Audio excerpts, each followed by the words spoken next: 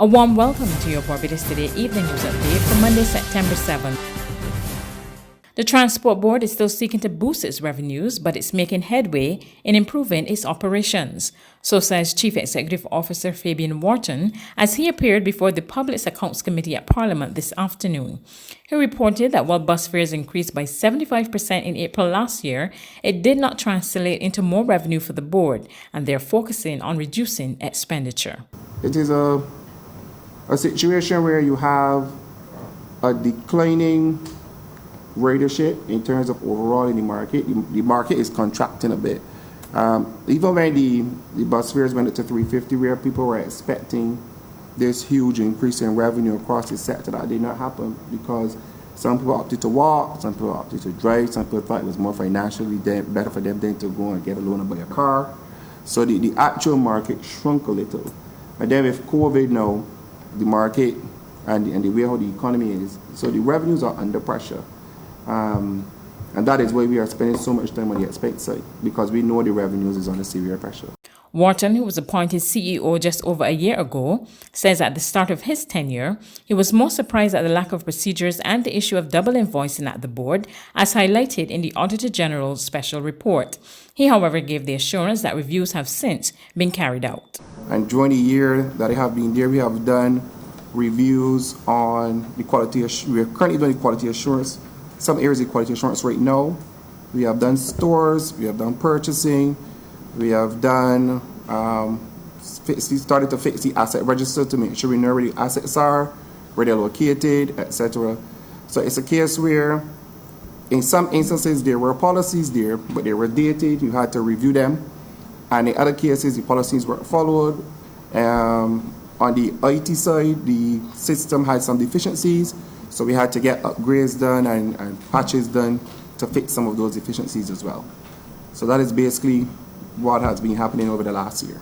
In other news, murder-accused businessman Corey Orlando Gill of number 36 Croton Drive, Husband St. James, was remanded to HMP Dodds after appearing at the District C Magistrates Court this morning. 36-year-old Gill is accused of killing 41-year-old Tanya Greenidge on August 28. He was not required to plead to the indictable offence. Magistrate Ellswood Watts ordered him to reappear in court on November the 2nd. Antigua and Barbuda's Prime Minister Gaston Browne says he's anxiously awaiting word from the Barbados government on whether it will write off millions of dollars in debt owed by regional carrier Liat. The decision, he told local media in St. John's, is critical to making severance payments to workers, including Barbadian pilots. Browne, who suggested that much was riding on Barbados' next move, since it is the airline's largest shareholder, suggested there's little reason why the Mia Mottley administration should not give the nod of approval. He contends it's not a difficult decision to make, since governments will be no worse off if they write off the debt. Liat has been grounded since March as a result of the COVID-19 pandemic. The Antiguan leader says he's also yet to receive a formal response to the debt write-off from Vincentian Prime Minister Dr. Ralph Gonsalves. There's regional and international news after this short break.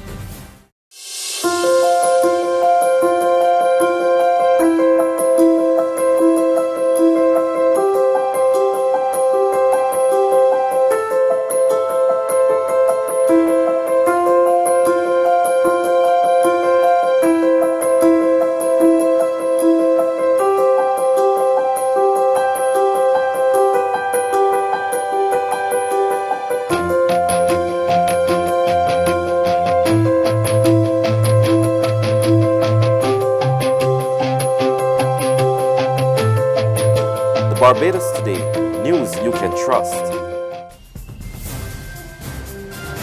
To regional happenings, Jamaica's Prime Minister Andrew Holness took the oath of office today. He signaled that his government will be redoubling its efforts to revive the economy, even as he urged all citizens not to let down their guard as COVID-19 cases continue to spike. I, Andrew Michael Holness, do solemnly, sincerely and truly declare and affirm that I will be faithful and bear true allegiance to Jamaica, that I will uphold and defend the Constitution and the laws of Jamaica, and that I will conscientiously and impartially discharge my responsibilities to the people of Jamaica. Affirmed this, the 7th day of September 2020. As a government, we will put in place the necessary measures to bring this present spike under control and keep you safe while not unduly affecting your livelihood. However, as we enter this new phase of the pandemic, the greater emphasis must be on the responsible behavior of the individual. Jamaica does not have the reserve of resources to always be locking down our economy. We must now all learn to live with and protect ourselves from the SARS-CoV-2 virus and the COVID-19 disease it causes. We cannot rely on fear, panic, and stigma to get temporary compliance, but on the conscious effort on the part of every Jamaican that as we go about our daily lives, working, worshiping, shopping, and socializing, we must follow the established infection prevention and control protocols. On the international front, the World Health Organization chief says today the world must be better prepared for the next pandemic, as he called on countries to invest in public health. We get the details in this report from Reuters Television.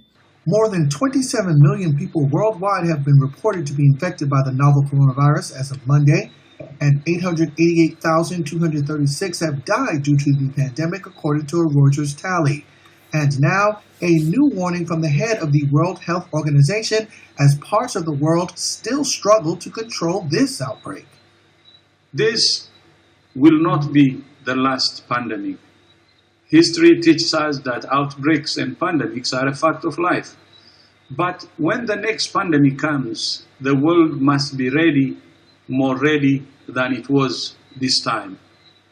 In recent years, many countries have made enormous advances in medicine, but too many have neglected their basic public health systems, which are the foundation for responding to infectious disease outbreaks.